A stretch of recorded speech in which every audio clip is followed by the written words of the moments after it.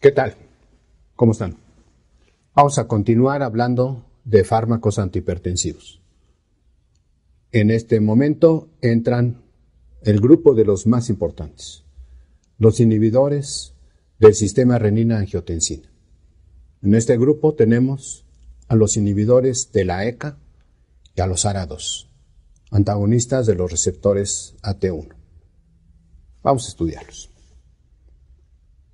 Los inhibidores de la enzima convertidora de angiotensina es un grupo que en nuestro país llegaron en los años 80 y son una revolución realmente para el manejo de la hipertensión arterial. Vamos a ver que inhiben a la transformación de la angiotensina 1 en la potente angiotensina 2, potente vasoconstrictora. Y por otro lado, evitan la destrucción de la bradicinina, sustancia vasodilatadora.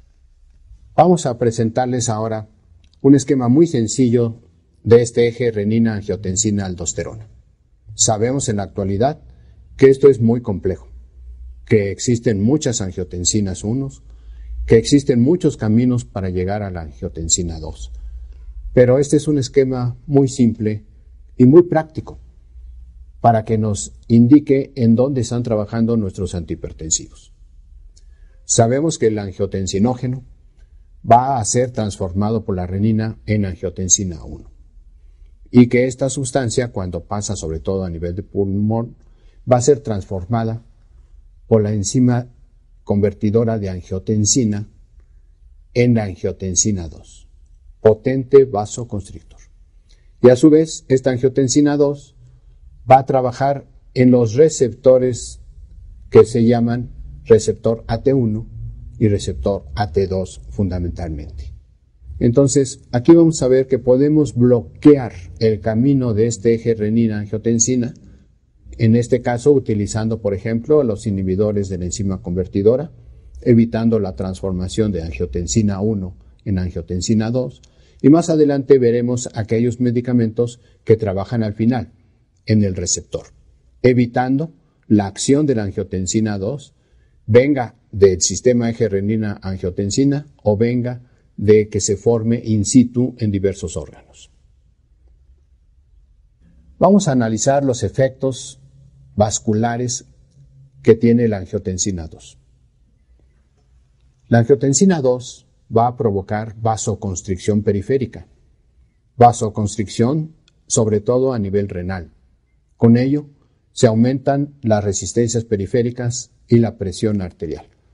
Por lo tanto, vamos a entender que bloqueando los efectos de la angiotensina 2, vamos a provocar vasodilatación y disminución de la presión arterial. A nivel celular, la angiotensina 2 favorece el crecimiento, estimula la formación de colágeno y es responsable fundamentalmente de la hipertrofia ventricular izquierda. El engrosamiento del ventrículo izquierdo en el paciente hipertenso no es nada más provocado por la elevación de las cifras de presión arterial, sino fundamentalmente por los efectos de esta angiotensina 2. Y también nos aumenta el grosor del músculo liso vascular. La angiotensina 2 además tiene otros efectos, como son retención de sodio y agua. Por lo tanto, si pensamos que al bloquear esta angiotensina 2 evitamos este efecto, vamos a ver más adelante que tiene un efecto natriurético. La angiotensina 2 también aumenta la síntesis y liberación de diversas sustancias vasoconstrictoras. Aldosterona, hormona antidiurética, vasopresina, aumenta la activación simpática, produce oxidación al favorecer estas especies reactivas de oxígeno, y en su exceso nos va a dar mucho problema, no nada más elevando la presión arterial, sino alterando el funcionamiento del corazón y ocasionando muchos problemas a nivel sistémico. Aumenta la retención de sodio. Incrementa el tamaño del miocito vascular y del corazón. Altera la matriz extracelular vascular. Libera sustancias vasoconstrictoras como la endotelina. Aumenta el consumo de oxígeno del corazón y disminuye su flujo coronario, lo que es muy peligroso en pacientes isquémicos. Favorece arritmias, sobre todo extrasístoles ventriculares, taquicardia ventricular. Provoca estimulación adrenérgica, que también está incrementada en el paciente con insuficiencia cardíaca. Favorece la oxidación. Favorece la apoptosis. Entonces podemos entender cuáles son los efectos antihipertensivos de los inhibidores de la enzima convertidora de angiotensina.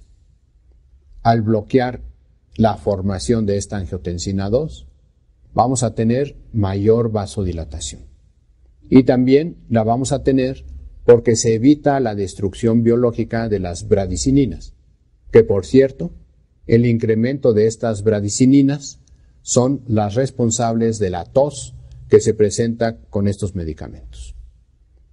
Hay regresión de la hipertrofia ventricular y de la hipertrofia vascular al evitar la activación de la angiotensina 2. Tienen efecto antiadrenérgico, lo cual es muy útil en el paciente con insuficiencia cardíaca. Mejora la función endotelial. Esto se ve reflejado en que va a disminuir la progresión de la aterosclerosis. Disminuye la rigidez de las arterias elásticas grandes o medianas. Esto lo vemos evitando la calcinosis. Y en el paciente isquémico vamos a disminuir el consumo de oxígeno. Se disminuye la hipertrofia ventricular izquierda, entonces vamos a tener menos necesidad de perfusión. Disminuye la vasoconstricción coronaria, aumenta el flujo coronario y hay ciertos efectos que evitan la formación de trombos, ya sea por aumentar la trombolisis endógena y por tener efectos antiaterogénicos. Todo ello funciona mejor nuestro endotelio y funcionan mejor nuestras coronarias. Pero además, los inhibidores de la ECA tienen otros efectos. Ya habíamos dicho que disminuyen el estrés oxidativo y precisamente esta oxidación es lo que da el inicio y la progresión de la aterosclerosis. Previene la remodelación después de un infarto. Cuando tenemos una persona que ha sufrido un infarto, la zona afectada va a tener una deformación, una dilatación y mucho problema de contracción. Si se dan los inhibidores de la ECA en forma oportuna, vamos a evitar esta alteración de la forma del corazón. Esta es la prevención de la remodelación. Una de las razones por las cuales los inhibidores de la ECA están obligados en todo paciente con infarto del miocardio. Mejora la función ventricular, tiene efectos antiaterogénicos, protege al riñón, tanto en el paciente diabético como en el no diabético, pero destaca precisamente la protección renal en el paciente diabético. Y esta protección renal se debe a diferentes razones. Mejora el aumento del flujo plasmático efectivo. Disminuye la hiperfiltración glomerular, sobre todo al disminuir la vasoconstricción de la arteriola eferente.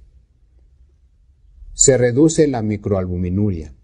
Pacientes que han iniciado con daño renal, que tienen esta microalbuminuria, se puede regresar a situaciones normales. Y estos pacientes que tienen microalbuminuria, se evita ya su progresión hacia un daño mayor, como sería ya la presentación de macroalbuminuria. Y pueden regresar a lo normal, ya sea en el paciente diabético como en el que no lo es. Desde el punto de vista metabólico, son muy útiles, ya que son neutros en el paciente con dislipidemia, son neutros en el paciente con ácido úrico elevado, pero en lo que refiere a la insulina, disminuyen la hiperinsulinemia. O sea, no solo son neutros, sino que mejoran la sensibilidad a la insulina. Por lo tanto, son los de elección en el paciente prediabético, en el diabético y en el que tiene síndrome metabólico. Se han utilizado en pacientes con insuficiencia cardíaca porque disminuyen la presión de llenado ventricular, disminuyen las resistencias periféricas, disminuyen la hipertrofia ventricular izquierda, disminuyen la hipertrofia vascular. Todo ello mejora el funcionamiento del corazón, aumenta el gasto cardíaco sin estimular al sistema nervioso simpático. Favorecen la producción de óxido nítrico, que es una sustancia vasodilatadora antiproliferativa. En conclusión, los inhibidores de la ECA mejoran la sensibilidad a la insulina, son neutros con los lípidos, disminuyen la morbilidad y la mortalidad cardiovascular, son útiles en la insuficiencia cardíaca, son indispensables en el postinfarto del miocardio, reducen la hipertrofia del ventrículo izquierdo y protegen al riñón.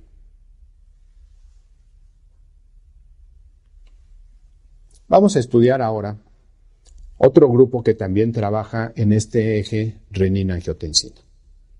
Los antagonistas de los receptores AT1 de la angiotensina 2, conocidos como ARA2, como antagonistas de los receptores, nada más van a ser antagonistas de los receptores AT1.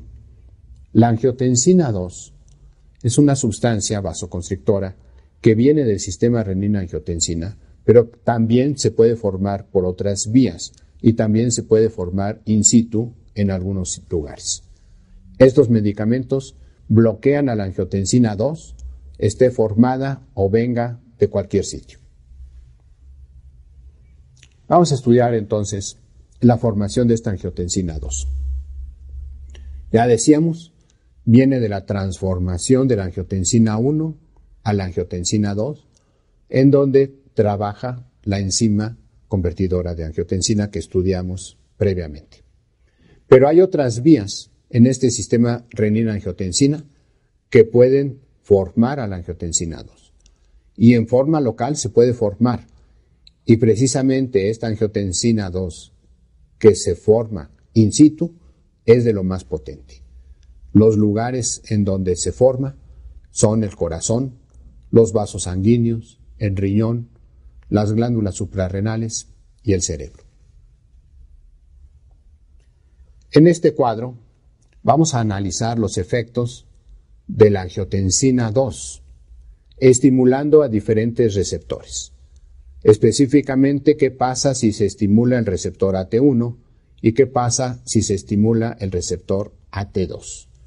Precisamente por eso nosotros consideramos que su nombre más adecuado de estos medicamentos llamados ARA2, antagonistas de la angiotensina 2, debería de ser antagonistas de los receptores AT1 de la angiotensina 2, porque únicamente bloquean al receptor AT1.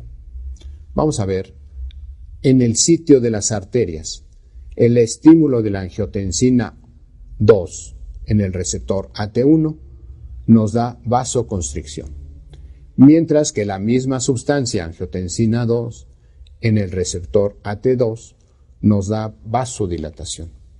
Si ustedes analizan con cuidado la tabla, van a ver que el estímulo en un receptor, por ejemplo el AT1, nos da efectos contrarios al estímulo en el receptor AT2.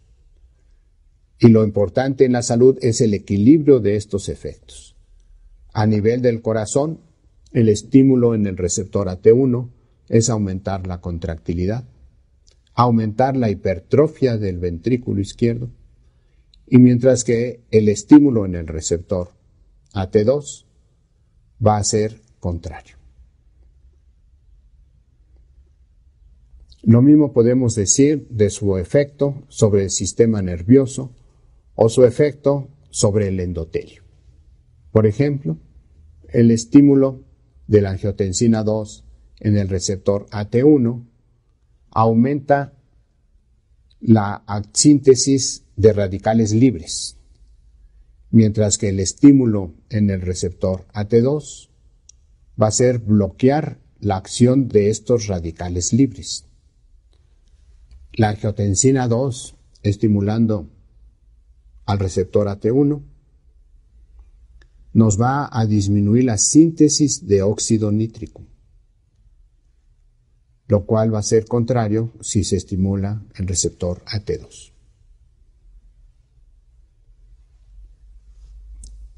En el riñón, el estímulo del receptor AT1 nos retiene sodio y el estímulo en el receptor AT2 nos da la vasodilatación eferente que ya habíamos estudiado previamente, es protectora.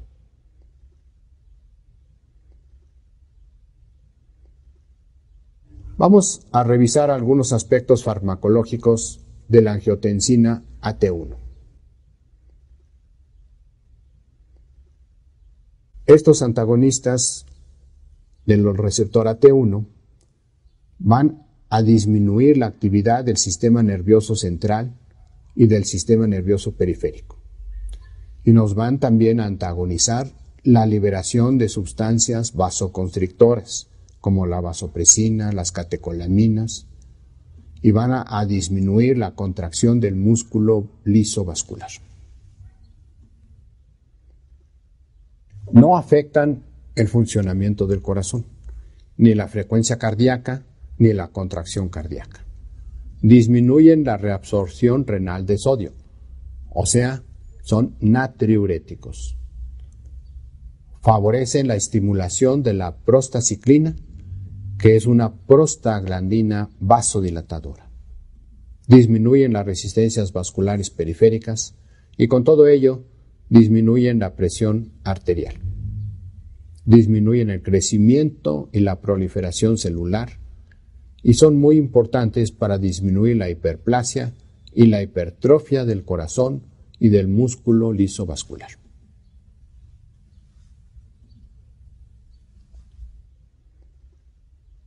Tenemos otros efectos ya específicamente en hipertensión arterial.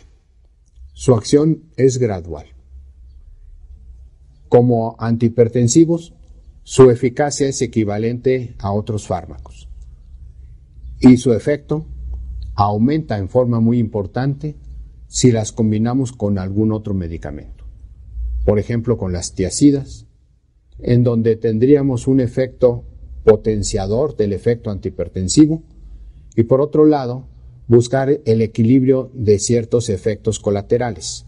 Por ejemplo, las tiazidas pierden potasio y los antagonistas de la angiotensina 2 retienen potasio, lo cual equilibraría esta situación. Se pueden combinar con mucha facilidad con derivados de las dihidropiridinas y en general se pueden combinar con cualquier otro antihipertensivo, pero sobre todo sus efectos se han visto muy bien utilizados al combinarlos con tiazidas y con derivados de las dihidropiridinas. Si se suspenden en forma súbita, no presentan rebote. No afectan a la sensibilidad de la insulina, incluso habíamos dicho la mejora. No afectan el metabolismo de la glucosa, no afectan el metabolismo de los lípidos. Se pueden utilizar en pacientes con dislipidemia. Sus efectos en el miocardio son muy importantes. Evitan la proliferación celular, reducen la fibrosis miocárdica, logran una reducción muy importante de la hipertrofia del ventrículo izquierdo. Son de los grupos de antihipertensivos que mayor regresión tienen de la hipertrofia ventricular izquierda, junto con los inhibidores de la ECA y la indapamida. No afectan la función de contracción, tanto el volumen latido como el gasto cardíaco o la fracción de expulsión. Reducen la poscarga y en la insuficiencia cardíaca mejoran la función, por lo tanto, han sido indicados en el manejo del paciente con insuficiencia cardíaca. Y a nivel del riñón, lo protegen.